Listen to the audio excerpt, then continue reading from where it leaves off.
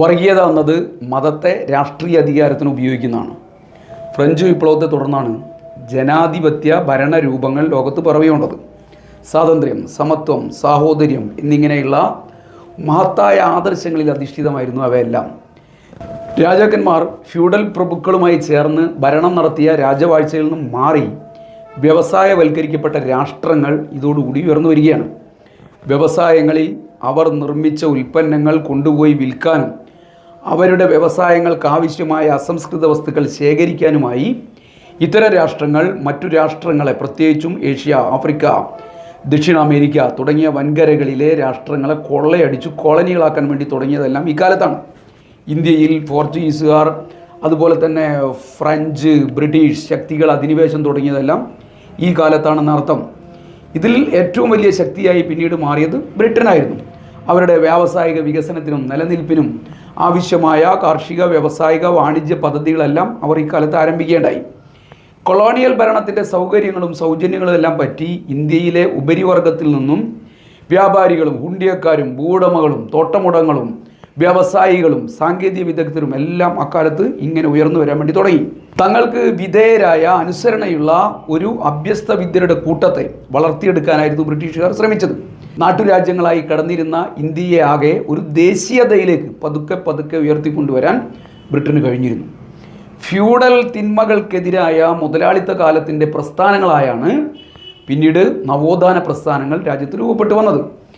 ഇവയുടെ തുടർച്ചയായിട്ടാണ് ട്രേഡ് യൂണിയനുകളും അതേപോലെ തന്നെ രാഷ്ട്രീയ പ്രസ്ഥാനങ്ങളും പുരോഗമന ആശയങ്ങളും എല്ലാം രൂപപ്പെട്ടു വരുന്നത്.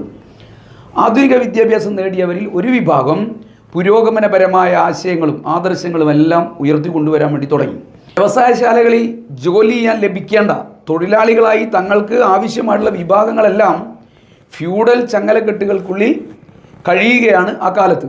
അവരെ അതിൽ നിന്ന് മോചിപ്പിക്കുന്നതിൽ നവോത്ഥാന പ്രസ്ഥാനങ്ങളും സാമൂഹ്യ പരിഷ്കരണ പ്രസ്ഥാനങ്ങളും എല്ലാം അക്കാലത്ത് വലിയ പങ്കുവഹിച്ചു എന്നതുകൊണ്ട് തന്നെ വ്യവസായ മുതലാളിമാർ ഇതിന് വലിയ നിലയിലേക്കുള്ള പിന്തുണ നൽകുകയുണ്ടായി. രാജാറാം മോഹൻ റായിയുടെ നേതൃത്വത്തിൽ സതി പോലുള്ള ആശയങ്ങൾക്കെതിരായ പ്രസ്ഥാനങ്ങൾ വലിയ നിലയിലേക്ക് രൂപപ്പെട്ടു. ജ്യോതിബ ഫുലെയുടെ നേതൃത്വത്തിൽ സ്ത്രീകൾക്ക് ആധുനികമായ വിദ്യാഭ്യാസം ലഭിക്കുന്നതിനുള്ള പ്രസ്ഥാനങ്ങൾ ലോകത്താകെ രൂപം കൊണ്ടു. സെമീന്ദാർമാരുടെയും അല്ലെങ്കിൽ ബ്രാഹ്മണ സ്വരൂപങ്ങളുടെ സാമൂഹ്യ ആധിപത്യത്തിനെതിരെ അധസ്ഥിത ദളിത് വിഭാഗങ്ങളുടെ സമരങ്ങളും പ്രക്ഷോഭങ്ങളും എല്ലാം ഉയർത്തിക്കൊണ്ടുവരുന്നതിൽ ഏറ്റവും പ്രധാനപ്പെട്ട പങ്ക് ബഫൂലെയും അംബേദ്കറും എല്ലാം അക്കാലത്ത് വഹിക്കുകയുണ്ടായി. ഇതിൻ്റെയൊക്കെ തുടർച്ചയായിട്ടാണ് മറ്റ് പുതിയ പല പ്രസ്ഥാനങ്ങളും രൂപപ്പെട്ടു വരാൻ വേണ്ടി തുടങ്ങിയത്. Bombay association, Madras native association, പൂനെയിലെ സാർവജനിക് സഭ, മദ്രാസിലെ മഹാജനസഭ തുടങ്ങിയ വിവിധ സംഘടനകൾ ഈ കാലത്ത് രൂപപ്പെട്ടു വന്നു. അതോടൊപ്പം തന്നെ ആധുനിക വിദ്യാഭ്യാസം, റെയിൽവേ, ടെലഗ്രാഫ്, അതേപോലെ തന്നെ വാർത്താവിനിമയ സംവിധാനങ്ങൾ, ഇങ്ങനെയുള്ള ആധുനിക സംവിധാനങ്ങളെല്ലാം അക്കാലത്ത് വലിയ നിലയിലേക്ക് വളർന്നു വന്നു.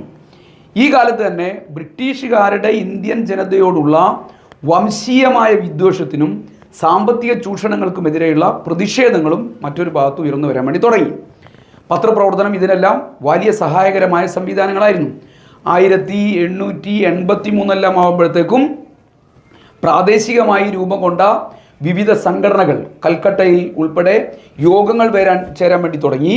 ഇത്തരമൊരു സമ്മേളനമാണ് 1885 ഇന്ത്യൻ നാഷണൽ കോൺഗ്രസ് രൂപീകരിക്കുന്നതിലേക്ക് എത്തിയത്. പുതുതായി ഉയർന്നു വന്ന ഈ ഉപരിവർഗത്തിൻ്റെ ആഗ്രഹാഭിലാഷങ്ങൾ രാഷ്ട്രീയ തലത്തിൽ പ്രതിഫലിപ്പിക്കുക, ബ്രിട്ടീഷുകാർക്ക് മുമ്പിൽ അവരുടെ ആവശ്യങ്ങൾ ഉന്നയിക്കുക തുടങ്ങിയ കാര്യങ്ങളായിരുന്നു ഇന്ത്യൻ നാഷണൽ കോൺഗ്രസ് തുടക്കത്തിൽ നടത്തിയത്. Civil service examination of India എന്ന ആശയം വംശീയത, ജാതിചിന്ത, പ്രാദേശികവാദം എന്നിവയ്ക്കെല്ലാം എതിരായ ആശയപ്രചരണം, തദ്ദേശീയർക്ക് രാഷ്ട്രീയ ഭരണതലത്തിൽ അർഹമായ പ്രാതിനിധ്യം ലഭിക്കുക തുടങ്ങിയവെല്ലാമായിരുന്നു കോൺഗ്രസിൻ്റെ ആദ്യകാലത്തെ പ്രവർത്തനം എന്ന് പറയുന്നത്. എന്നാൽ ഇതിനെതിരായി അക്കാലത്ത് തന്നെ രൂപം കൊണ്ട മറ്റൊരു സംഘടന കൂടി രൂപം കൊണ്ടിരുന്നു. അതിൻ്റെ പേര് യുണൈറ്റഡ് ഇന്ത്യ പാട്രിയോട്ടിക് അസോസിയേഷൻ എന്നായിരുന്നു. 1888 ഇത് രൂപീകരിച്ചത്. ഇന്ത്യയിലെ കുലീന വർഗത്തിൽപ്പെട്ടവർ ബ്രിട്ടനെതിരല്ലെന്നും ബ്രിട്ടനൊപ്പമാണെന്നും ബ്രിട്ടീഷുകാരെ ബോധ്യപ്പെടുത്തുകയായിരുന്നു ഇവരുടെ പ്രധാനപ്പെട്ട ലക്ഷ്യം. ഹിന്ദുക്കളുടെയും മുസ്ലിങ്ങളുടെയും ഇടയിലുള്ള ഉപരിവർഗത്തിൻ്റെ കുലീന വിഭാഗത്തിൻ്റെ കാഴ്ചപ്പാടുകൾ ബ്രിട്ടനെ അറിയിക്കുക, ജനങ്ങളെ കോൺഗ്രസിൽ നിന്ന് അകറ്റുക എന്നിവയെല്ലാം യുണൈറ്റഡ് ഇന്ത്യ പാട്രിയോട്ടിക് അസോസിയേഷൻ്റെ പ്രധാനപ്പെട്ട പ്രവർത്തനങ്ങളായിരുന്നു. പിന്നീട് ഇതിൻ്റെ നേതാക്കളിൽ പലരും മുസ്ലിം ലീഗിൻ്റെയും ഹിന്ദു മഹാസഭയുടെയും നേതാക്കളായി മാറുകയായിരുന്നു എന്ന് ചരിത്രം പരിശോധിച്ചാൽ കാണാൻ വേണ്ടി പറ്റും. ഇന്ത്യയിലെ ബ്രിട്ടീഷ് ഉദ്യോഗസ്ഥരെ പരിശീലിപ്പിക്കുന്നതിന് വേണ്ടിയാണ് ബ്രിട്ടീഷ് ഉദ്യോഗസ്ഥനായിരുന്ന ജെയിംസ് മിൽ ഇന്ത്യ ചരിത്രം അക്കാലത്ത് എഴുതിയത്. ഇദ്ദേഹമാണ് ചരിത്രത്തെ വളരെ വികലമായ നിലയിലേക്ക് മൂന്നായി തിരിച്ചത്. ഇന്ത്യയുടെ ചരിത്രത്തിൽ രാജവംശങ്ങൾക്ക് മാത്രമേ പങ്കുള്ളൂ എന്ന് സ്ഥാപിക്കാൻ ശ്രമിച്ചത് മാത്രമല്ല, അതിനെ മതപരമായി ഭിന്നിപ്പിച്ചതിലൂടെ വർഗീയത വളർത്താനുള്ള കണ്ണൊരുക്കുക കൂടിയായിരുന്നു ജെയിംസ് മില്ല് അക്കാലത്ത് ചെയ്തത്. ഇന്ത്യ മുഴുവൻ ഒരു രാജവംശം ഭരിച്ച ഒരു കാലം ഉണ്ടായിട്ടില്ല. ഹിന്ദു കാലഘട്ടം എന്ന് പറയുന്ന 11-ാം നൂറ്റാണ്ടിന് മുമ്പേയുള്ള കാലത്ത് മൗര്യന്മാരും ശാകന്മാരും ഇൻഡോ ഗ്രീക്കുകാരും കുശാനന്മാരും എല്ലാം അടങ്ങുന്നതായിരുന്നു ഇന്ത്യയിലെ വിവിധ പ്രദേശങ്ങളിലെ ഭരണം എന്ന് പറയുന്നത്. ഇവരെല്ലാം കൂടി ഇന്ത്യ ആകെ അടക്കി ഭരിച്ച ഒരു കാലം ഉണ്ടായിട്ടില്ല എന്നർത്ഥം. മുസ്ലിം കാലഘട്ടം എന്ന് പറയുന്ന കാലഘട്ടത്തിൽ ദക്ഷിണേന്ത്യ മാത്രമാണ് അവരുടെ കീഴിലുണ്ടായിരുന്നത്. ബ്രിട്ടീഷ് കാലഘട്ടത്തെ സ്വാതന്ത്ര്യത്തിനു ശേഷമാണ് ക്രിസ്ത്യൻ കാലഘട്ടമെന്ന് സംഘപരിവാർ പ്രചരിപ്പിക്കാൻ വേണ്ടി തുടങ്ങിയത്. 1857 ബ്രിട്ടനെതിരായിട്ടുള്ള സംഘടിതമായ പോരാട്ടം ഇന്ത്യൻ ജനത ആരംഭിച്ചത്. അതിന് നേതൃത്വം നൽകിയത് അധികാരം നഷ്ടപ്പെട്ട നാടുവാഴിത്ത ഭരണവർഗങ്ങളായിരുന്നു. ഈ കലാപത്തിൻ്റെ പ്രത്യേകത ഹിന്ദു മുസ്ലിം ഐക്യമായിരുന്നു അതിൻ്റെ ഏറ്റവും പ്രധാനപ്പെട്ട കാര്യം എന്ന് പറയുന്നത്. ഝാൻസി റാണി ഉൾപ്പെടെയുള്ള ബ്രിട്ടീഷ് അധിനിവേശത്താൽ അധികാരം നഷ്ടപ്പെട്ട പഴയ ഫ്യൂഡൽ ഭരണാധികാരി വർഗങ്ങളും കർഷകരും പട്ടാളക്കാരും എല്ലാം പങ്കുചേർന്ന ബ്രിട്ടീഷ് വിരുദ്ധ കലാപത്തിൽ ഡൽഹിയിലെ സിംഹാസനത്തിൽ അവസാനത്തെ മുഗൾ ചക്രവർത്തിയായ ബഹദൂർ ഷാ സദറിനെയായിരുന്നു സമരക്കാർ വാഴിച്ചിരുന്നത് എന്നുള്ളതായിരുന്നു അതിൻ്റെ ഏറ്റവും പ്രധാനപ്പെട്ട പ്രത്യേകത. ഈ രണ്ട് പ്രബല സമുദായങ്ങൾ തമ്മിലുള്ള ഐക്യം ബ്രിട്ടനെതിരായിട്ടുള്ള പോരാട്ടം സമ്പൂർണമായ വിജയത്തിലേക്ക് എത്തുമെന്ന് ബ്രിട്ടീഷ് ഭരണാധികാരികൾ ഭയപ്പെട്ടിരുന്നു. അക്കാലത്ത് കലാപം അവർ അടിച്ചൊതുക്കിയെങ്കിലും വരാനിരിക്കുന്ന ഈ ഐക്യത്തിൻ്റെ വിപത്ത് തടയാൻ അവർ വലിയ ജാഗ്രതയോടുകൂടിയാണ് ഇടപെടാൻ വേണ്ടി തുടങ്ങിയത്. അതിനവർ കണ്ടെത്തിയ ഏറ്റവും പ്രധാനപ്പെട്ട ആയുധമായിരുന്നു ഭിന്നിപ്പിച്ചു ഭരിക്കുക എന്നുള്ളത്. അതിനുള്ള ഒരുക്കം അവർ 1888 കൂടി തന്നെ തുടങ്ങുകയുണ്ടായി. ഇതിൻ്റെ തുടക്കമായിരുന്നു യുണൈറ്റഡ് ഇന്ത്യ പാട്രിയോട്ടിക് അസോസിയേഷൻ. ഇതോടൊപ്പം തന്നെ ഈ സമരത്തിനകത്ത് ഒന്നിച്ചു ചേർന്ന് നിന്നിരുന്ന ഉപരിവർഗത്തിൽപ്പെട്ടവർ ബ്രിട്ടനിൽ നിന്ന് മോചിപ്പിക്കപ്പെടുന്ന ഇന്ത്യ എങ്ങനെയായിരിക്കണമെന്ന കാഴ്ചപ്പാട് അവരിൽ ഓരോരുത്തരിലും ഉണ്ടായിരുന്നു. അത് വളരെ വ്യത്യസ്തവുമായിരുന്നു. ഇത് ഹിന്ദുക്കളുടെയും മുസ്ലിങ്ങളുടെയും സ്വാതന്ത്ര്യ സങ്കല്പത്തെ തന്നെ ആഴത്തിൽ സ്വാധീനിച്ച ഒരു ചിന്തയായിരുന്നു. ഹിന്ദു വിഭാഗം മൗര്യ ഗുപ്ത ഹർഷ സാമ്രാജ്യങ്ങളുടെ മഹത്വത്തിൻ്റെ പുനരുജ്ജീവനം സ്വപ്നം കണ്ടപ്പോൾ മുസ്ലിം വിഭാഗം മുഗൾ സാമ്രാജ്യത്തിൻ്റെയും ഡൽഹി സുൽത്താനേറ്റിൻ്റെയും വാഴ്ചയുടെയും എല്ലാം സ്വപ്നങ്ങളിൽ മുഴുകുകയായിരുന്നു എന്നർത്ഥം. ഇതിനു പുറമെ സിഖുകാർ, ക്രിസ്ത്യാനികൾ, ഹിന്ദുക്കളിലെ സവർണർ, അവർണർ എല്ലാ വിഭാഗങ്ങൾക്കും അവരവരുടേതായ വീക്ഷണവും ഇക്കാലത്ത് രൂപപ്പെട്ടു വന്നിരുന്നു. ഇതാണ് ഇന്ത്യൻ രാഷ്ട്രീയത്തിലെ വർഗീയതയുടെ ചരിത്രപരമായ അടിവേര് എന്ന് പറയുന്നത്. അതായത് സ്വതന്ത്രമാവുന്ന ഇന്ത്യയിലെ അധികാരം തങ്ങളുടെ മതാടിസ്ഥാനത്തിലാവണമെന്ന ചിന്ത അക്കാലത്ത് ഉയർന്നു വന്നു എന്നർത്ഥം. അധികാരം നേടാൻ വർഗീയത ശക്തമാക്കണമെന്ന ചിന്ത ഇക്കാലത്ത് ഇതിൻ്റെ ഭാഗമായി ശക്തിപ്പെട്ടു വരികയാണ്. ഇത് അതത് വിഭാഗങ്ങളിലെ വരേണ്യവർഗത്തിൻ്റെതായിരുന്നു എന്നുള്ളതാണ് ഏറ്റവും പ്രധാനപ്പെട്ട കാര്യം. സാധാരണ മനുഷ്യരുടേതായിരുന്നില്ല, വരേണ്യ വിഭാഗത്തിൻ്റെതായിരുന്നു ഈ കാഴ്ചപ്പാടെന്ന് പറയുന്നത്. ഈ ഭിന്നത ഫലപ്രദമായി ഉപയോഗിച്ച് ബ്രിട്ടൻ തങ്ങളുടെ കൊള്ള തുടരുകയും ചെയ്യുകയായിരുന്നു അന്ന് ചെയ്തത്. അതായത് വർഗീയതയുടെ നാരായ വേര് എന്ന് പറയുന്നത് മുതലാളിത്ത നാടുവാഴി വർഗങ്ങളുടെ സഖ്യമായിരുന്നു എന്നർത്ഥം.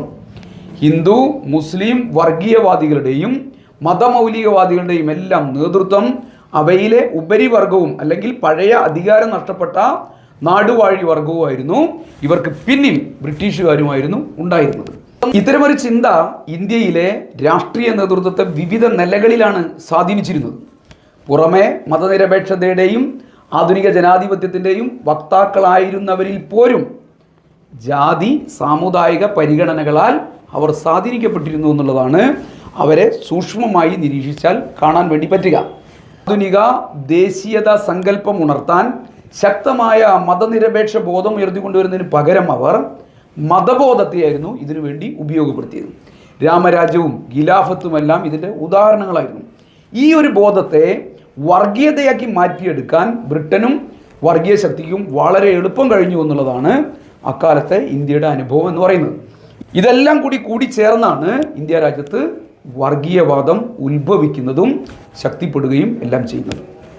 ഇത്തരമൊരു സാഹചര്യത്തെ സമർത്ഥമായി ബ്രിട്ടീഷുകാർ ഉപയോഗപ്പെടുത്തിയാണ് നമ്മുടെ രാജ്യത്തെ വർഗീയതയുടെ ഭീകരാന്തരീക്ഷത്തിലേക്ക് എത്തിച്ചത്. മുസ്ലിം വിഭാഗത്തിനിടയിൽ സർ സയ്യദ് അഹമ്മദാണ് മുസ്ലിങ്ങളെ വർഗീയമായി സംഘടിപ്പിക്കുന്നതിന് തുടക്കമിടുന്നത്. ബ്രിട്ടീഷുകാരോട് കൂറു പുലർത്തിയിരുന്ന ഇദ്ദേഹം മുസ്ലിം നവാബുമാരുടെയും യോഗീന്ദർമാരുടെയും അവരുടെ മക്കളുടെ പ്രശ്നങ്ങളെക്കുറിച്ചായിരുന്നു എപ്പോഴും സംസാരിച്ചുകൊണ്ടിരുന്നത്. അവർക്ക് ആധുനികമായ വിദ്യാഭ്യാസം നൽകുന്നതിനും സിവിൽ സർവീസിൽ ഉയർന്ന പ്രാതിനിധ്യം ഉറപ്പുവരുത്താനും വേണ്ടി ബ്രിട്ടൻ്റെ പ്രീതിക്കായി പ്രവർത്തിക്കണമെന്നായിരുന്നു അദ്ദേഹം ഇവരോട് പറഞ്ഞുകൊണ്ടിരുന്നത്. ആ നിലയിൽ അവരെ സജ്ജമാക്കുന്നതിന് വേണ്ടി അദ്ദേഹം പ്രവർത്തിച്ചു. അതോടൊപ്പം തന്നെ ബ്രിട്ടനോടൊപ്പം ചേർന്ന് പ്രവർത്തിക്കുക എന്നുള്ളതായിരുന്നു അദ്ദേഹത്തിൻ്റെ ലക്ഷ്യം എന്ന് പറയുന്നത്. ഇന്ത്യയിലെ മുസ്ലിം അഭിലാഷങ്ങളുടെ ശ്രേഷ്ഠമായ സംരക്ഷകരാണ് ബ്രിട്ടീഷുകാർ എന്ന് അദ്ദേഹം പരസ്യമായി പ്രഖ്യാപിക്കേണ്ടായി. അതോടൊപ്പം തന്നെ ഹിന്ദു ഭൂരിപക്ഷത്തെക്കുറിച്ചുള്ള ഭീതിയും അദ്ദേഹം ഈ വിഭാഗത്തിനിടയിൽ പടർത്തിക്കൊണ്ടിരുന്നു. ഭരണത്തിൽ മുസ്ലിം പ്രാതിനിധ്യം എന്ന ആവശ്യം ബ്രിട്ടീഷുകാർക്ക് മുമ്പിൽ അദ്ദേഹമാണ് ആദ്യമായി വെക്കുന്നത്. മുസ്ലിം സമുദായത്തിലെ ജോഗീന്ദർമാരെ സംഘടിപ്പിച്ച് 1906 മുസ്ലിം ലീഗിന് ഇങ്ങനെയാണ് അദ്ദേഹം രൂപം നൽകുന്നത്: ധനിക മുസ്ലിങ്ങൾക്ക് പരമാവധി സവിശേഷ അധികാരങ്ങൾ നേടിക്കൊടുക്കുക എന്നുള്ളതായിരുന്നു അവരുടെ ഏറ്റവും പ്രധാനപ്പെട്ട അക്കാലത്തെ കർമ്മ പദ്ധതി എന്ന് പറയുന്നത്. അതിന് ബ്രിട്ടൻ്റെ എല്ലാ പിന്തുണയും ഉണ്ടായിരുന്നു. അവിഭക്ത ഇന്ത്യയിൽ മുസ്ലിം ജനസംഖ്യ 25% ഇന്ത്യ രാജ്യത്ത് നിയമനിർമ്മാണത്തിന് 1/3 പ്രാതിനിധ്യം തങ്ങൾക്ക് ലഭിക്കണം, എങ്കിൽ മാത്രമേ മുസ്ലിം വിരുദ്ധമായ നിയമനിർമ്മാണങ്ങളെ തടയാനാവൂ എന്നായിരുന്നു അവരുടെ ഏറ്റവും പ്രധാനപ്പെട്ട അക്കാലത്തെ വാദം എന്ന് പറയുന്നത്. മുസ്ലിങ്ങൾക്ക് പ്രത്യേക വോട്ടവകാശ വ്യവസ്ഥകൾ ഏർപ്പെടുത്തിയ ബ്രിട്ടൻ മറ്റെല്ലാ വിഭാഗങ്ങളുടെയും മത, വർഗീയ, ജാതി, ഗോത്ര വിഭാഗങ്ങൾ ആളിക്കത്തിക്കാനുള്ള ശ്രമം മറുഭാഗത്തും നടത്തി. ഹിന്ദു വിഭാഗത്തിലെ ജമീന്ദാർമാർ, പരമ്പരാഗത വ്യാപാരികൾ, അതായത് ബനിയ വിഭാഗക്കാർ, മധ്യവർഗ ഉദ്യോഗസ്ഥർ തുടങ്ങിയവരെല്ലാം ചേർന്ന് 1870 മുതൽ തന്നെ മുസ്ലിം വിരുദ്ധ പ്രചാരണങ്ങൾ ആരംഭിച്ചിരുന്നു. ഇതിൻ്റെ എല്ലാം ഒരു അന്തരീക്ഷത്തിൽ മുസ്ലിങ്ങളുടെ വാഴ്ച അവസാനിപ്പിച്ച ബ്രിട്ടീഷ് ഭരണാധികാരികളെ പുകഴ്ത്തിക്കൊണ്ട് പരസ്യമായി അവർ രംഗത്തെത്തുകയുണ്ടായി. മുഗള പൂർവ്വഘട്ടം ഭാരതത്തിൻ്റെ സൗവർണ ദശകമായിരുന്നുവെന്ന് അവർ അക്കാലത്ത് പ്രചരിപ്പിച്ചു. പണ്ഡിറ്റ് ലേഖ്റാം എന്ന് പറയുന്ന ആര്യ സമാജ നേതാവ് അക്കാലത്ത് തന്നെ പ്രഖ്യാപിച്ചത് മുസ്ലിങ്ങൾ ആര്യ സമാജത്തിലേക്ക് പരിവർത്തിക്കപ്പെടുകയോ ഇന്ത്യയിൽ നിന്ന് ഭ്രഷ്ടരാവുകയോ വേണം എന്നായിരുന്നു. ഇവരെല്ലാം ചേർന്നാണ് 1907 പഞ്ചാബ് ഹിന്ദു മഹാസഭയ്ക്ക് രൂപം നൽകിയത്. ആദ്യം ഹിന്ദു ആവുക, എന്നിട്ടാവാം ഇന്ത്യൻ എന്നുള്ളതായിരുന്നു അവരുടെ മുദ്രാവാക്യം. 1907 ശേഷം രാജ്യത്തിൻ്റെ വിവിധ ഭാഗങ്ങളിൽ ഇങ്ങനെ ഹിന്ദു സംഘടനകൾ രൂപീകരിക്കാനുള്ള ശ്രമം തുടങ്ങിയിരുന്നു. 1909 മോർലി മിൻറ്റോ പരിഷ്കാരങ്ങളെ തുടർന്ന് മുസ്ലിങ്ങൾക്ക് പ്രത്യേകമായ വോട്ടവകാശം വന്നതോടുകൂടി ഈ ശ്രമം കുറേ കൂടി ഊർജിതമായി തീവ്രമാവുന്ന നിലയിലേക്ക് മാറി. 1909 ലാൽചന്ദും UN മുഖർജിയും ചേർന്ന് പഞ്ചാബ് ഹിന്ദു അസംബ്ലി എന്ന് പറയുന്ന ഒരു സംഘടന രൂപീകരിക്കുന്നുണ്ട്. ഒക്ടോബർ 21, 22 തീയതികളിൽ പഞ്ചാബ് പ്രവശ്യ ഹിന്ദു മഹാസമ്മേളനം ഇവർ വലിയ നിലയിലേക്ക് സംഘടിപ്പിച്ചു. ഹിന്ദു കേന്ദ്രീകൃത രാഷ്ട്രീയം പ്രോത്സാഹിപ്പിക്കണമെന്നായിരുന്നു ആ സമ്മേളനത്തിൻ്റെ ഏറ്റവും പ്രധാനപ്പെട്ട തീരുമാനം. ഹിന്ദുക്കൾക്ക് പ്രത്യേക രാഷ്ട്രം വേണമെന്നും മുസ്ലിങ്ങൾക്ക് ആ രാജ്യത്ത് ഒരവകാശവും നൽകരുതെന്നുമായിരുന്നു ആ സമ്മേളനത്തിൻ്റെ ഏറ്റവും പ്രധാനപ്പെട്ട തീരുമാനം എന്ന് പറയുന്നത്.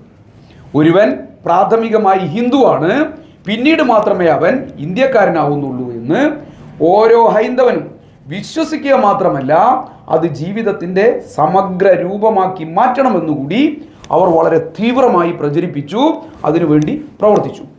ഇതിൻ്റെ തുടർച്ചയായിട്ടാണ് രാജ്യത്താകമാനം പ്രവർത്തിക്കുന്ന അഖില ഭാരതീയ ഹിന്ദു മഹാസഭ സ്ഥാപിക്കപ്പെടുന്നത്. VD സവർക്കർ, മദൻ മോഹൻ മാളവ്യ, ലാലാ ലജ്പത് റായ് ഇവരെല്ലാം കൂടി ചേർന്നാണ് ഇങ്ങനെയൊരു സംഘടന ഉണ്ടാക്കുന്നത്. വിഭജിച്ച് ഭരിക്കുക എന്ന ബ്രിട്ടൻ്റെ തന്ത്രം ഇതോടുകൂടി ശക്തിപ്പെടുകയാണ്. 1905 കൈസൺ പ്രഭു ബംഗാളിനെ വിഭജിച്ചു. കിഴക്കൻ ബംഗാൾ, അസം പ്രവശ്യകൾ ഇതെല്ലാം കൂടി ചേർന്ന മുസ്ലിങ്ങൾക്ക് ഭൂരിപക്ഷമുള്ള ഒരു പ്രദേശം ഉണ്ടാക്കി. ബാക്കി ഭാഗം ഹിന്ദുക്കൾക്ക് ഭൂരിപക്ഷമുള്ള പ്രദേശവുമായിരുന്നു. ബംഗാൾ വിഭജനത്തിനെതിരായി ഹിന്ദുവും മുസ്ലിമും എല്ലാം ഒന്നിച്ചു ചേർന്ന് പ്രവർത്തിച്ചു, പോരാട്ടങ്ങൾ സംഘടിപ്പിച്ചു.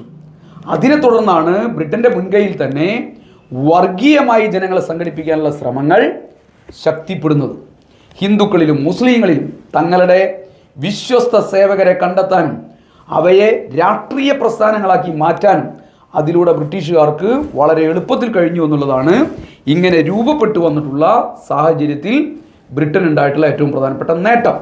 അതായത് ഇന്ത്യയിൽ വർഗീയത വേരോടുന്നതിനും ശക്തിപ്പെടുത്തുന്നതിനും ഇടയാക്കിയ 3 കാരണങ്ങൾ എന്ന് പറയുന്നത്: ഒന്ന്, ബ്രിട്ടീഷുകാരുടെ ഭിന്നിപ്പിച്ച് അവർക്ക് അധികാരം നിലനിർത്തുക എന്നുള്ള നയമായിരുന്നു.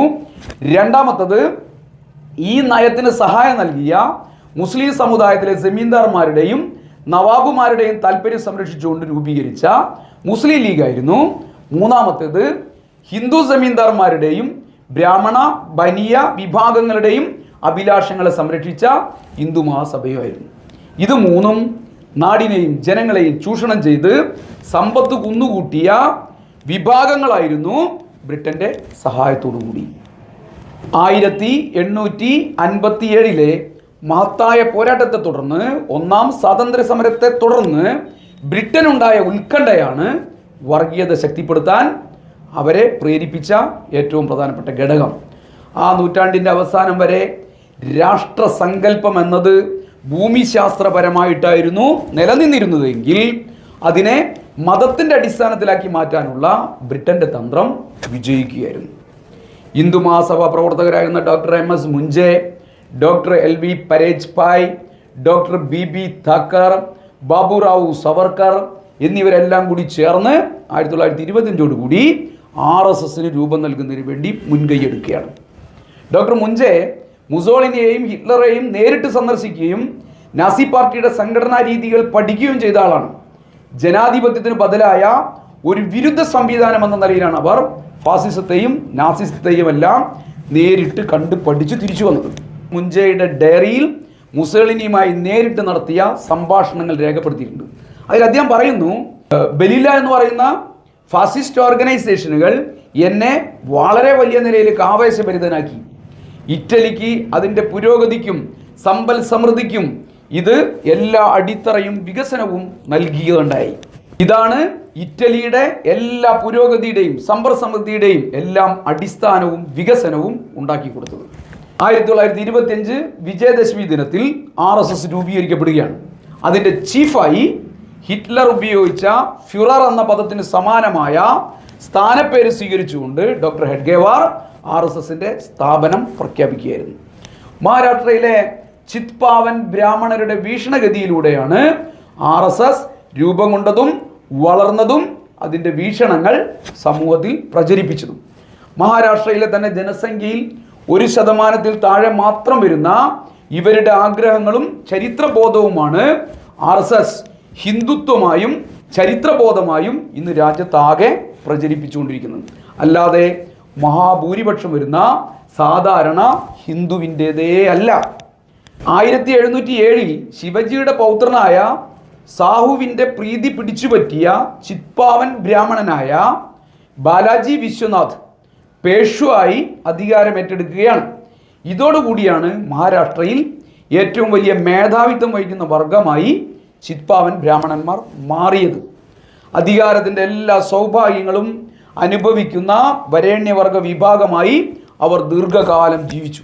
ജാത്യാഭിമാനവും ആജ്ഞാശക്തിയും സാമ്പത്തിക ആധിപത്യവും എല്ലാം കൈമുഖത്തിലാക്കി ജനസംഖ്യയിൽ ഭൂരിപക്ഷം വരുന്ന കീഴ്ജാതി ഹിന്ദുക്കളെ അടിച്ചമർത്തിയ ഇവർക്കെതിരെ ബ്രാഹ്മണാധിപത്യത്തിനെതിരായ കീഴാളരുടെ ചെറുത്തുനിൽപ്പുകൾ വലിയ തോതിൽ പിന്നീട് മഹാരാഷ്ട്രയിൽ ഉയർന്നു വരികയുണ്ടായി.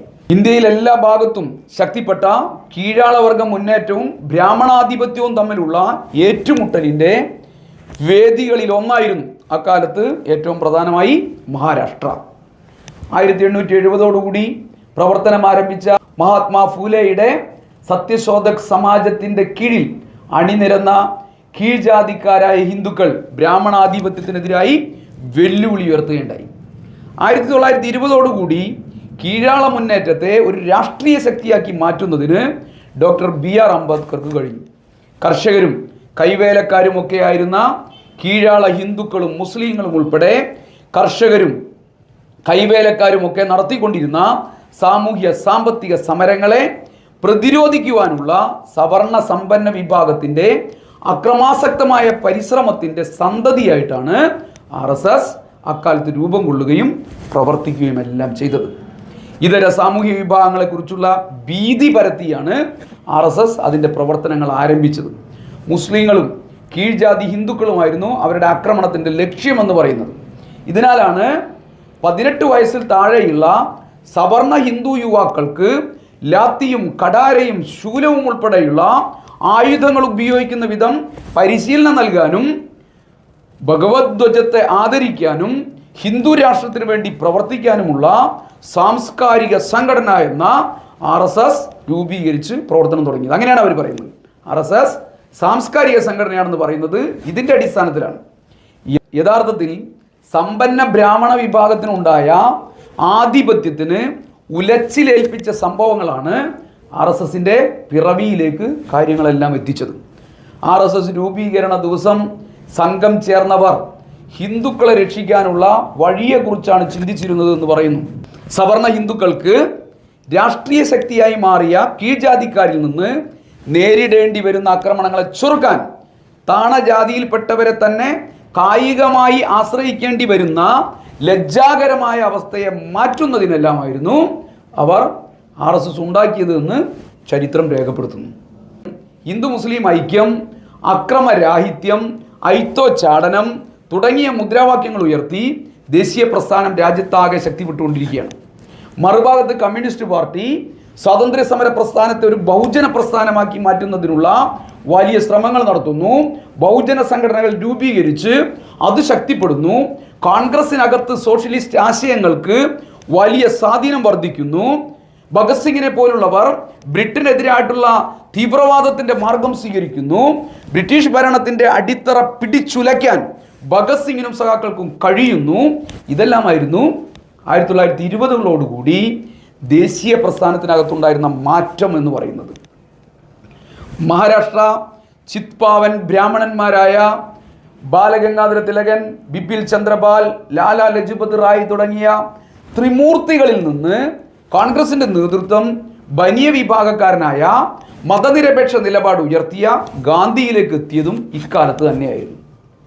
വിവിധ പ്രശ്നങ്ങളിൽ മനുസ്മൃതിയിലെ നിലപാടുകൾ ഉയർത്തിയ ഗണേശോത്സവവും അതുപോലെ തന്നെ ശിവജി പൂജയുമെല്ലാം സ്വാതന്ത്ര്യ സമര പ്രസ്ഥാനത്തിൻ്റെ ഭാഗമാക്കിയ തിലകനിൽ നിന്നും മാറി ഹിന്ദു മുസ്ലിം ഐക്യം, ഐത്തോച്ചാടനം തുടങ്ങിയ മുദ്രാവാക്യങ്ങൾ ദേശീയ പ്രസ്ഥാനത്തിൽ ശക്തിയാർജിച്ചപ്പോൾ സവർണ വിഭാഗത്തിനുണ്ടായ ഞെട്ടൽ കൂടിയായിരുന്നു RSSൻ്റെ പിറവിക്ക് കാരണം. മുഹമ്മദ് അലി ജിന്ന ദ്വിരാഷ്ട്ര സിദ്ധാന്തത്തിൻ്റെ ആശയം വിശദീകരിക്കുന്നതിന് വർഷങ്ങൾക്ക് മുമ്പ് തന്നെ രാഷ്ട്ര വിഭജന പ്രത്യയശാസ്ത്രത്തിന് അടിത്തറയിട്ടത് ഹിന്ദു മഹാസഭാ നേതാവായിരുന്ന വിനായക് ദാമോദർ സവർക്കർ ആയിരുന്നു. 1923 തൻ്റെ രാഷ്ട്രത്തെക്കുറിച്ചുള്ള ആശയവും അതിൽ ആരെല്ലാമാണ് ഉൾപ്പെടുന്നതെന്നും സവർക്കർ വിശദീകരിക്കുന്നു. ഹിന്ദുത്വ പ്രസിദ്ധീകരിക്കുന്ന 1923 അദ്ദേഹം പറഞ്ഞു, ഓരോ ഹിന്ദുവിനും ഈ ഭാരതഭൂമി ഒരേ സമയം പിതൃഭൂവും പുണ്യഭൂവുമാണ്. മുഹമ്മദീയർ അല്ലെങ്കിൽ ക്രിസ്ത്യാനികളായി നമ്മുടെ നാട്ടുകാരിൽ ചിലർ ആദ്യം ഇത്തരം ഹിന്ദു ഇതര മതങ്ങളിലേക്ക് നിർബന്ധിതമായി പരിവർത്തനം ചെയ്യപ്പെടുകയായിരുന്നു. ഇവരെ ഒരിക്കലും ഹിന്ദുക്കളായി അംഗീകരിക്കാൻ വേണ്ടി കഴിയില്ല. കാരണം അവർക്ക് മറ്റേതൊരു ഹിന്ദുവിനെയും പോലെ ഹിന്ദുസ്ഥാൻ പിതൃഭൂമിയാണെങ്കിലും അവർക്കത് പുണ്യഭൂമിയല്ല. അവരുടെ പുണ്യഭൂമി അറേബ്യയിലോ പലസ്തീനിലോ എവിടെയൊക്കെയോ ആണ്. തുടർന്ന് MS ഗോൾവാൾക്കർ വിശദീകരിക്കുന്ന ഇങ്ങനെയാണ്: ഒരു ഹിന്ദുവിന് അയാൾക്ക് ആദ്യത്തെ സംസ്കാരം ലഭിക്കുന്നത് അമ്മയുടെ ഗർഭപാത്രത്തിൽ ആയിരിക്കുമ്പോഴാണ്. അതിനാൽ നമ്മൾ ഹിന്ദുക്കളായി ജനിക്കുന്നു. മറ്റുള്ളവരെ സംബന്ധിച്ചിടത്തോളം അവർ ഈ ലോകത്ത് ലളിതമായ പേരില്ലാത്ത മനുഷ്യരായി ജനിക്കുന്നു എന്നർത്ഥം. പിന്നീട് പരിച്ഛേദനത്തിലൂടെയോ സ്നാനത്തിലൂടെയോ ഒക്കെ അവർ മുസ്ലിങ്ങളോ ക്രിസ്ത്യാനികളോ ഒക്കെയായി മാറുന്നു. അതിനാൽ അവരുമായി വിട്ടുവീഴ്ചക്ക് ഒരിടവുമില്ല. ഈ നിലയിൽ കടുത്ത വർഗീയ പ്രചരണങ്ങൾ ഹിന്ദു വിഭാഗത്തിനകത്താകെ സംഘടിപ്പിച്ചുകൊണ്ടായിരുന്നു അന്യമത വിദ്വേഷവും വിഭാഗീയതയും എല്ലാം ഉണ്ടാക്കാൻ സവർക്കറും ഹിന്ദുത്വ ശക്തികളും നിരന്തരം പ്രവർത്തിച്ചത്. 1930 ഒന്നാമത്തെ വട്ടമേശ സമ്മേളനം എല്ലാ ജാതി മത സമുദായ നേതൃത്വത്തെയും ബ്രിട്ടീഷ് ഭരണകൂടം സ്വാതന്ത്ര്യ സമര പ്രസ്ഥാനത്തിന് എതിരായി ഉപയോഗിക്കാൻ സമർത്ഥമായി അവർക്ക് കഴിഞ്ഞു. ഇത് രണ്ടാം വട്ടമേശ സമ്മേളനത്തിലും അവരത് തുടർന്നു. ലീഗിൻ്റെ ദ്വിരാഷ്ട്രവാദം അനുവദിച്ചുകൊണ്ട് 40കളിൽ വർഗീയത ആളിക്കത്തിക്കാൻ വലിയ ശ്രമം നടത്തിയത് ബ്രിട്ടനായിരുന്നു. മുസ്ലിം ലീഗിലെ മുഹമ്മദ് അലി ജിന്ന ഉയർത്തിയ ദ്വിരാഷ്ട്രവാദം ഹിന്ദു വർഗീയവാദികൾക്കും മറ്റ് മുസ്ലിം വർഗീയവാദികൾക്കും ഒരുപോലെ സ്വീകാര്യമായിരുന്നു എന്നുള്ളതാണ് ചരിത്രത്തിൻ്റെ വസ്തുതകളെല്ലാം രേഖപ്പെടുത്തുന്നത്. ഇത്തരമൊരു നിലപാടിനെ ഫലപ്രദമായി നേരിടാൻ ദേശീയ പ്രസ്ഥാനത്തിന് കഴിഞ്ഞതുമില്ല. ബ്രിട്ടീഷ് ഭരണകൂടത്തിൻ്റെ ദുരിതം അനുഭവിക്കേണ്ടി വന്ന എല്ലാ ജാതികളിലും മതസമുദായങ്ങളിലും പെട്ട അധ്വാനിക്കുന്ന ജനങ്ങളെ ബ്രിട്ടീഷ് വിരുദ്ധ പോരാട്ടത്തിൽ ഏകോപിപ്പിച്ച് പങ്കെടുപ്പിക്കുന്നതിൽ ദേശീയ പ്രസ്ഥാനം പരാജയപ്പെടുകയായിരുന്നു അക്കാലത്ത് ചെയ്തത്. ജാതിയുടെയും സമുദായത്തിൻ്റെയും പേരിൽ ജനങ്ങളെ ഭിന്നിപ്പിക്കുന്ന ശക്തികൾക്കെതിരായ യഥാർത്ഥ ബദൽ ശക്തി എല്ലാ ജാതി മത സമുദായ ഗോത്രങ്ങളിലും പെട്ട അധ്വാനിക്കുന്ന ജനങ്ങളുടെ ഐക്യമാണ് എന്ന് ദേശീയ പ്രസ്ഥാനത്തിന് നേതൃത്വം നൽകിയ ഭൂഷ നേതാക്കന്മാർക്ക് കാണാനായില്ല എന്നുള്ളതായിരുന്നു ഇതിൻ്റെ ഏറ്റവും പ്രധാനപ്പെട്ട കാരണം എന്ന് പറയുന്നത്. എന്നാൽ അന്നത്തെ കമ്മ്യൂണിസ്റ്റ് പാർട്ടി ഇത് തിരിച്ചറിഞ്ഞിരുന്നുവെങ്കിലും പാർട്ടി വളരെ ചെറുതായിരുന്നത് കൊണ്ട് തന്നെ അതിന് രാഷ്ട്രീയ സംഭവഗതികളെ സ്വാധീനിക്കാൻ വേണ്ടി കഴിയുമായിരുന്നില്ല. RSS പ്രഖ്യാപിച്ചത് ഈ രാഷ്ട്രം ഹിന്ദുക്കളുടേതാണ്, മുസ്ലിങ്ങൾ ഒന്നുകിൽ ഈ രാഷ്ട്രം വിട്ടു പോകണം, അല്ലെങ്കിൽ ഹിന്ദുക്കൾക്ക് വിധേയപ്പെട്ട് ജീവിക്കണം എന്നായിരുന്നു.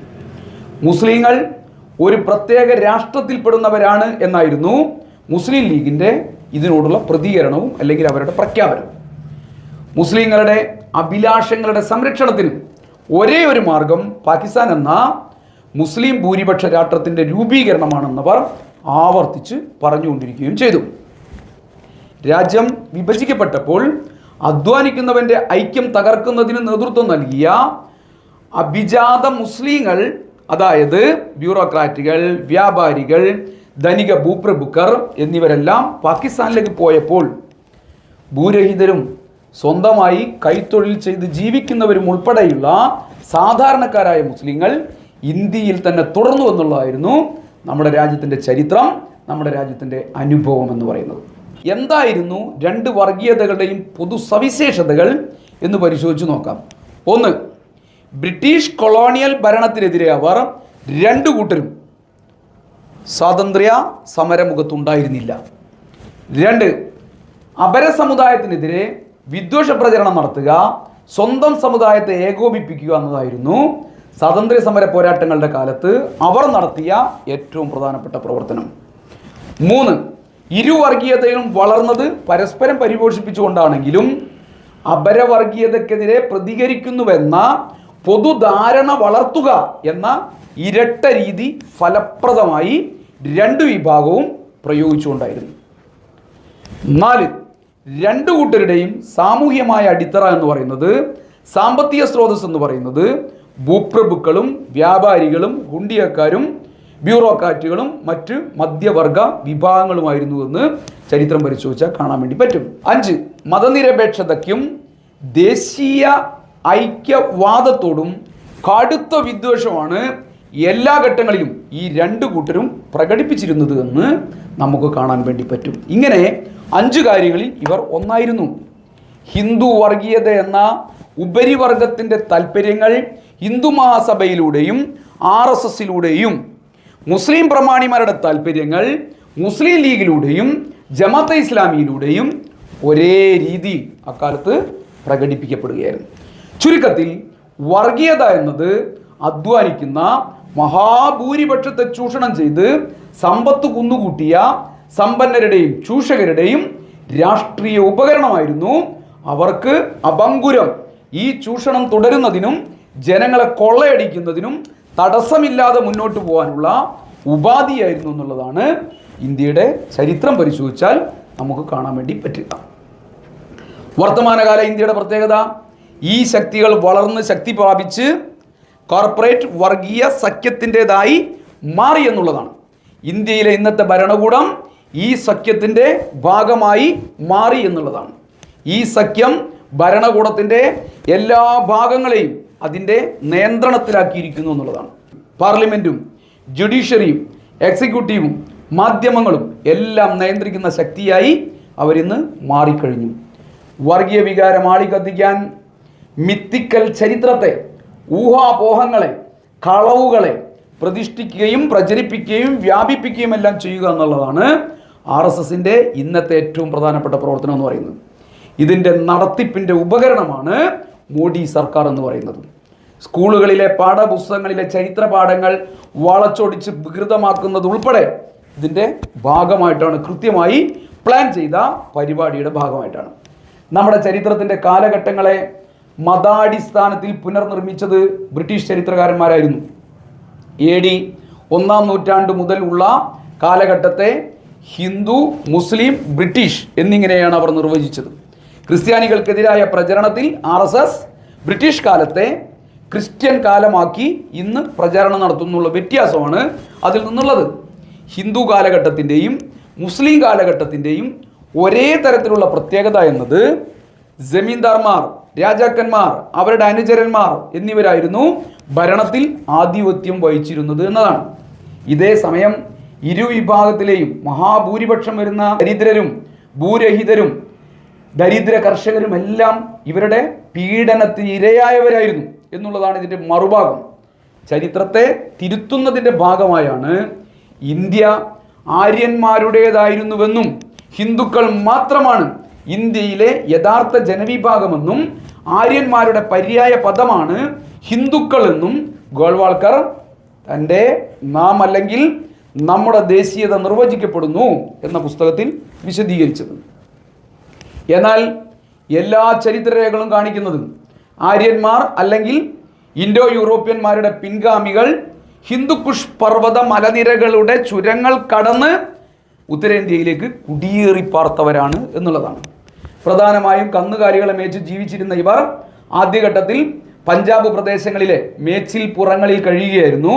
പിന്നീട് ഉത്തരേന്ത്യൻ ഭാഗങ്ങളിലേക്ക് നീങ്ങുകയും അവിടെ എത്തിയ ഈ വിഭാഗം ഗ്രാമീണ സമൂഹമായി മാറുകയും കാലക്രമത്തിൽ കാർഷിക വൃത്തി സ്വീകരിക്കുകയും വേദ സാഹിത്യ കൃതികൾ സൃഷ്ടിക്കുകയും എല്ലാം ചെയ്തതായിട്ടാണ് പ്രശസ്തയായ ചരിത്രകാരി റോമില താപ്പർ എല്ലാ തെളിവുകളും വെച്ച് രേഖപ്പെടുത്തുന്നത്. ഇന്ത്യൻ നാഗരികതയുടെ ചരിത്രം ആരംഭിക്കുന്നത് 6-ാം സഹസ്രാബ്ദത്തിലാണ്, അല്ലെങ്കിൽ BC 6000-ലാണ്. ഏറ്റവും വ്യക്തമായ തെളിവുകളോടുകൂടി കാണാവുന്ന സൈന്ധവ സംസ്കാരമാണ് ഇന്ത്യൻ നാഗരികതയുടെ അടിസ്ഥാനം എന്ന് പറയുന്നത്. 2-ാം സഹസ്രാബ്ദമാവുമ്പോഴേക്കും അതിൻ്റെ തകർച്ച ആരംഭിച്ചു കഴിഞ്ഞിരുന്നു. BC 1500 എല്ലാം ആകുമ്പോഴത്തേക്കും അതിൻ്റെ തകർച്ച ഏകദേശം പൂർണ്ണമായി എന്നർത്ഥം. അതായത് ഇന്ത്യൻ സംസ്കാരത്തിൻ്റെ അടിസ്ഥാനം വേദകാല സമൂഹമല്ല, മറിച്ച് അതിനു മുമ്പ് 4500 വർഷങ്ങൾക്ക് മുമ്പ് നിലനിന്നിരുന്ന സൈന്ധവ നാഗരികതയായിരുന്നു എന്നർത്ഥം. സഹസ്രാബ്ദങ്ങൾക്ക് മുമ്പ് തന്നെ സംഘമായി ഇവിടെ വന്നു ചേർന്നവരും അതിനു മുമ്പ് ഇവിടെ ഉണ്ടായിരുന്നവരും തമ്മിലുള്ള അകൽച്ചയുടെയും യോജിപ്പിൻ്റെയും അനുരണനങ്ങളുടെയും എല്ലാം ചരിത്രമാണ്, അല്ലെങ്കിൽ അതിൻ്റെ പ്രതിഫലനമാണ് നമ്മുടെ പുരാണങ്ങൾ ഏകദേശം എല്ലാം. 7-ാം നൂറ്റാണ്ടിലോ മറ്റോ രചിക്കപ്പെട്ട ഒരു താന്ത്രിക ഗ്രന്ഥത്തിലാണ് ഹിന്ദു എന്ന പദം ആദ്യമായി കാണുന്നതെന്ന് ഇന്ത്യയെ കണ്ടെത്തലിൽ ജവഹർലാൽ നെഹ്റു കുറിച്ചിട്ടുണ്ട്. ഇറ്റ്സിംഗ് എന്ന് പറയുന്ന ഒരു ചൈനീസ് സഞ്ചാരിയാണ് ഈ പദം ആദ്യമായി ഉപയോഗിക്കുന്നത്. ഇൻടു എന്ന പദവുമായി ബന്ധപ്പെട്ട് ഹിന്ദുക്കുഷ്, ഹിന്ദു സമുദ്രം, ഇൻഡ് എന്നീ പേരുകൾ ഉണ്ടായെന്ന് നെഹ്റു പ്രതിപാദിക്കുന്നുണ്ട്.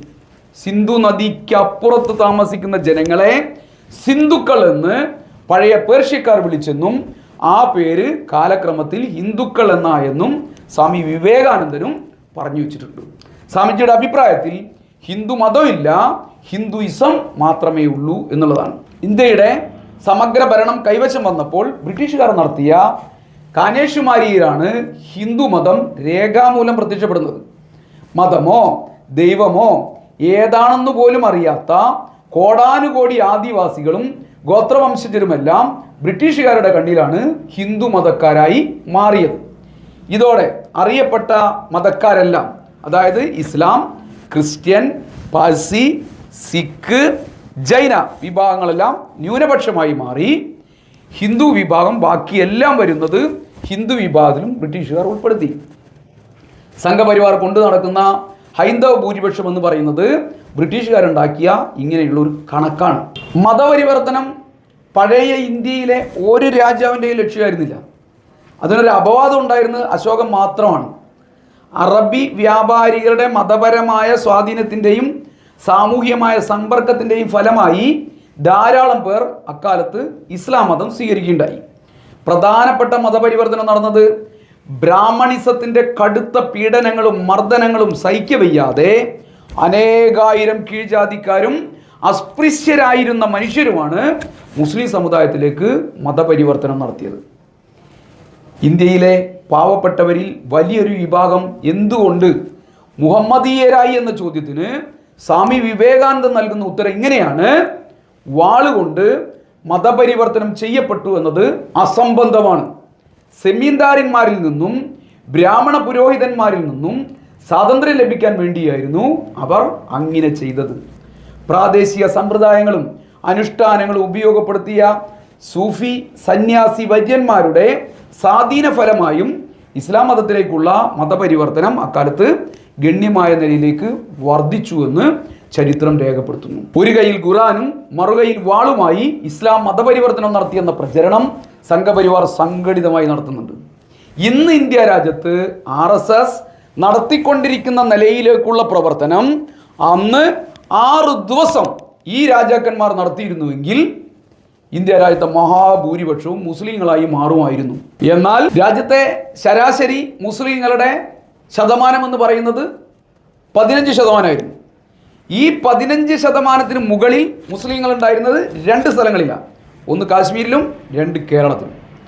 ഈ 2 സ്ഥലത്തും മുഗൾ ഭരണം ഉണ്ടായിരുന്നില്ല എന്നുള്ളതാണ് ചരിത്രത്തിലെ യാഥാർത്ഥ്യം എന്ന് പറയുന്നത്. മുഗളന്മാർ ഇന്ത്യയിലെത്തി ഭരണം സ്ഥാപിച്ചപ്പോഴും കാര്യമായ മതകലാപങ്ങളൊന്നും ഇന്ത്യ രാജ്യത്ത് അല്ലെങ്കിൽ മധ്യകാലത്ത് ഉണ്ടായില്ല എന്നുള്ളതാണ് ചരിത്രം രേഖപ്പെടുത്തുന്നത്. രജപുത്ര രാജാക്കന്മാരുമായി അവർ വലിയ സൗഹൃദത്തിലായിരുന്നു, മൈത്രിയിലായിരുന്നു. വിവാഹ ബന്ധങ്ങൾ പരസ്പരം ഉണ്ടായിരുന്നു എന്ന് ചരിത്രം രേഖപ്പെടുത്തുന്നുണ്ട്.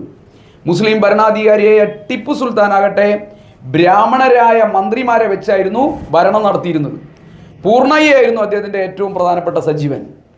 ശൃംഗേരി മഠത്തിന് സാമ്പത്തിക സഹായം നൽകിയിരുന്ന സുൽത്താൻ ശ്രീരംഗം ക്ഷേത്രം പുതുക്കിപ്പണിഞ്ഞു എന്നതിന് രേഖകളുണ്ട്, ചരിത്ര സാക്ഷ്യമുണ്ട്. മുസ്ലിം ഭരണാധികാരികൾ ക്ഷേത്രങ്ങൾ കൊള്ളയടിച്ചിരുന്നു എന്ന പ്രചരണമാണ് സംഘടിതമായി RSS എല്ലാ കാലത്തും നടത്തിക്കൊണ്ടിരുന്നത്. എന്നാൽ ക്ഷേത്രങ്ങൾ കൊള്ളയടിച്ചതിൽ ഹിന്ദു രാജാക്കന്മാർ ഏറ്റവും പ്രധാനമായി ഉണ്ടായിരുന്നു എന്നുള്ളതാണ് ചരിത്ര വസ്തുത. എന്തായിരുന്നു ഇതിൻ്റെ കാരണം? സമ്പത്തിൻ്റെ സംഭരണ കേന്ദ്രങ്ങൾ ക്ഷേത്രങ്ങളായിരുന്നു എന്നതാണ്. ടിപ്പു സുൽത്താൻ ക്ഷേത്രങ്ങൾ കൊള്ളയടിച്ചിരുന്നു.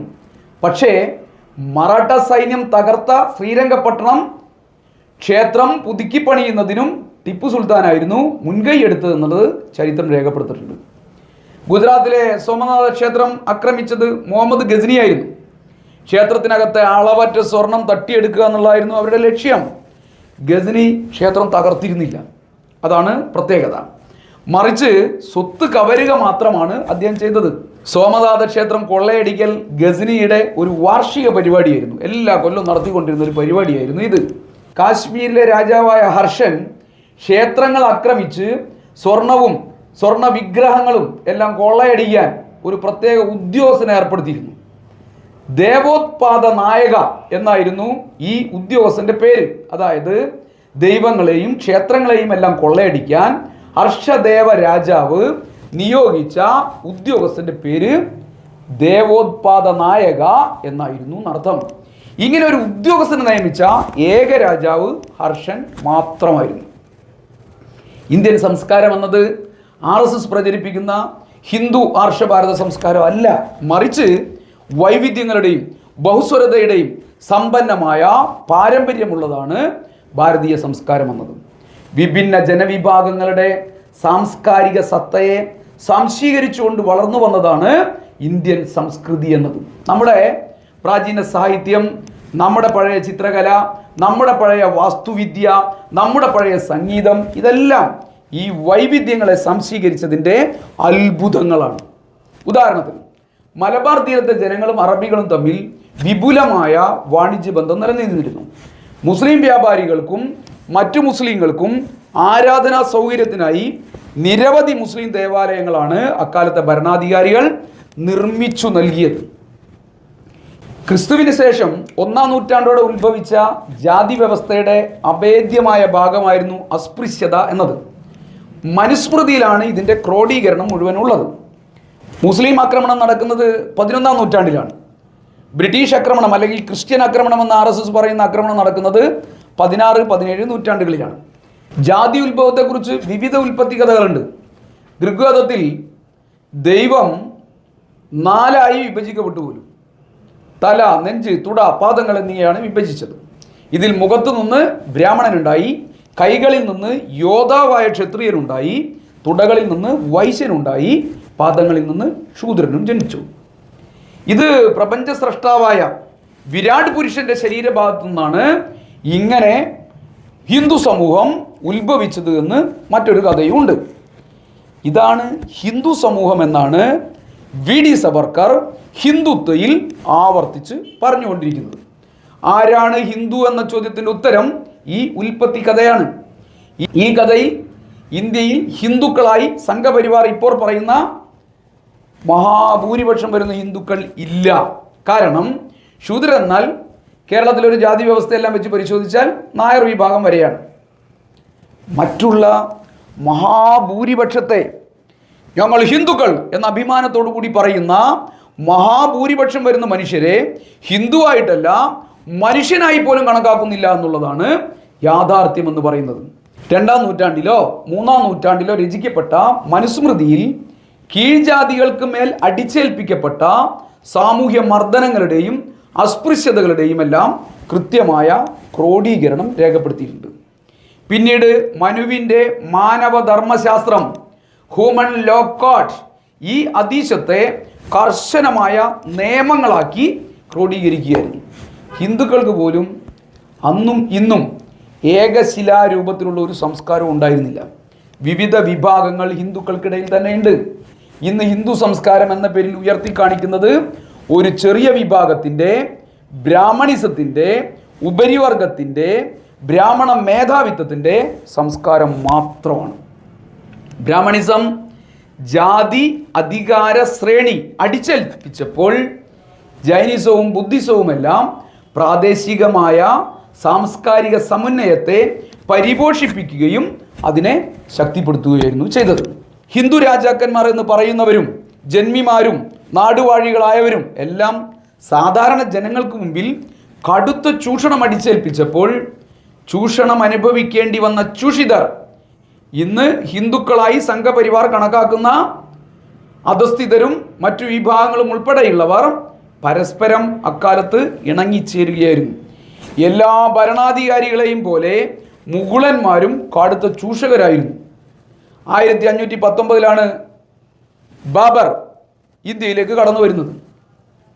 ബീരായിലെ ജനങ്ങൾ ബാബറിൻ്റെ പട്ടാളക്കാരാൽ ആക്രമിക്കപ്പെട്ടപ്പോൾ ജനങ്ങളാകെ ഭീതിയിലായപ്പോൾ മോദി ഗുജറാത്തിൽ ചെയ്തതുപോലെ അവരെ ചുട്ടുകൊല്ലുകയായിരുന്നില്ല ചെയ്തിരുന്നത്, മറിച്ച് അവരിൽ നിന്ന് 20,000 പൗണ്ട് പ്രതിഫലം വാങ്ങി അവർക്ക് പ്രത്യേകമായ സംരക്ഷണം ഏർപ്പെടുത്തുകയായിരുന്നുവെന്ന് ചരിത്രം രേഖപ്പെടുത്തിയിട്ടുണ്ട്. ഈ ജനതക്കോ അവരുടെ സ്വത്തുക്കൾക്കോ യാതൊരു കഷ്ടനഷ്ടവും ഉണ്ടാവരുതെന്ന് അദ്ദേഹം കൽപ്പന പുറപ്പെടുവിച്ചിരുന്നുവെന്ന് ചരിത്രം രേഖപ്പെടുത്തുന്നു.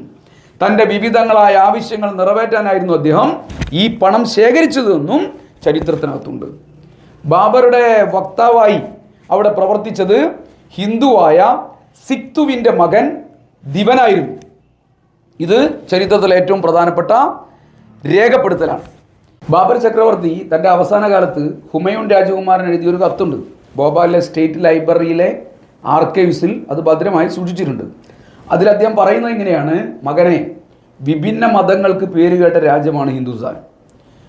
മതഭ്രാന്തിൽ നിന്നും രാഷ്ട്രത്തെയും ഹൃദയത്തെയും ശുദ്ധിയായി നിലനിർത്തുക, ഓരോ വിഭാഗത്തിൻ്റെയും നിർദ്ദിഷ്ട നിയമങ്ങൾക്കനുസരിച്ച് നീതി നടപ്പിലാക്കുക, രാജ്യത്തെ കർഷകർക്ക് രാജകീയമായ ദയാദാക്ഷിണ്യങ്ങൾ ലഭിക്കുന്നുവെന്ന് ഉറപ്പുവരുത്തണം, ഇതര സമുദായങ്ങളുടെ ക്ഷേത്രങ്ങളുടെയും ആരാധനാലയങ്ങളുടെയും പരിശുദ്ധി നശിപ്പിക്കരുത്, അവ നമ്മുടെ പരിരക്ഷയിലാണ് ഉള്ളത്. രാജാവിന് കർഷകരോടും കർഷകർക്ക് രാജാവിനോടും തൃപ്തി തോന്നുന്ന വിധം നീതി നടപ്പിലാക്കണം. ഇസ്ലാമിനെ കാരുണ്യത്തിലൂടെ പ്രചരിപ്പിക്കുക, സുന്നികളും ഷിയാക്കളും തമ്മിലുള്ള ഭിന്നതകൾ മറന്നേക്കുക, വ്യത്യസ്ത മതവിഭാഗങ്ങൾ തമ്മിൽ സഹവർത്തിത്വം ഉണ്ടാക്കുക. അങ്ങനെ ചെയ്താൽ രാജ്യം വിവിധങ്ങളായ പ്രശ്നങ്ങളിൽ നിന്നും സുരക്ഷിതമായി നിലനിൽക്കും. ഇത്തരമൊരു സമർത്ഥമായ നിലപാട് ബാബർ എടുത്തുകൊണ്ടാണ്, അദ്ദേഹത്തിൻ്റെ ഈ മഹത്തായ ആശയങ്ങൾ കൊണ്ടാണ് മുഗളർക്ക് ദീർഘകാലം നാട് ഭരിക്കാനായത്. ഇത് ചരിത്രകാരനായ എസ്.കെ. ബാനർജി കൃത്യമായി രേഖപ്പെടുത്തുന്നുണ്ട്. ഇന്ത്യൻ ജനാധിപത്യം നേരിടാനിരിക്കുന്ന വലിയ വെല്ലുവിളികളിൽ ഒന്നിനെക്കുറിച്ച് ഭരണഘടനാ അസംബ്ലിയിലെ ചർച്ചകളുടെ സന്ദർഭത്തിൽ ഡോക്ടർ ബി.ആർ. അംബേദ്കർ നൽകിയൊരു സൂചന വർത്തമാനകാലത്ത് വളരെ പ്രസക്തമാണ്. രാഷ്ട്രീയ ഭൂരിപക്ഷത്തെ വർഗീയ ഭൂരിപക്ഷം കൊണ്ട് പകരം വെക്കാമെന്ന സാധ്യത ഇന്ത്യയിൽ നിലനിൽക്കുന്നതായിട്ടാണ് അദ്ദേഹം അന്ന് സൂചിപ്പിച്ചത്. രാഷ്ട്രീയ ഭൂരിപക്ഷം എന്ന് പറയുന്നത് തുറന്നതും അസ്ഥിര സ്വഭാവമുള്ളതുമാണ്. അതിലേക്ക് പുതിയ ആളുകൾക്ക് കടന്നു വരാനും അതിൻ്റെ പ്രകൃതത്തെ ആകെ മാറ്റാനും എല്ലാം കഴിയും. എന്നാൽ വർഗീയ ഭൂരിപക്ഷമാവട്ടെ അത് അടഞ്ഞതും സ്ഥിര സ്വഭാവമുള്ളതുമാണ്. പുറത്തുള്ളവർക്ക് അതിനകത്ത് കടക്കാനാവില്ല. രാഷ്ട്രീയ ഭൂരിപക്ഷത്തെ വർഗീയ ഭൂരിപക്ഷം പകരം വെക്കുമ്പോൾ ജനാധിപത്യം ഭൂരിപക്ഷവാദമായി പരിണമിച്ചേക്കാം. ജനാധിപത്യത്തെ പുറന്തോട് മാത്രമാക്കി മാറ്റുന്ന ഭൂരിപക്ഷവാദം ഫാസിസത്തിൻ്റെ ചവിട്ടുപടിയാണ് എന്ന് അന്ന് അംബേദ്കർ ചൂണ്ടിക്കാട്ടുകയുണ്ടായി. ഇന്ത്യയുടെ വർത്തമാനം ഇത് ഏറ്റവും ശരിയായിരുന്നു എന്നാണ് കാണിച്ചുകൊണ്ടിരിക്കുന്നത്.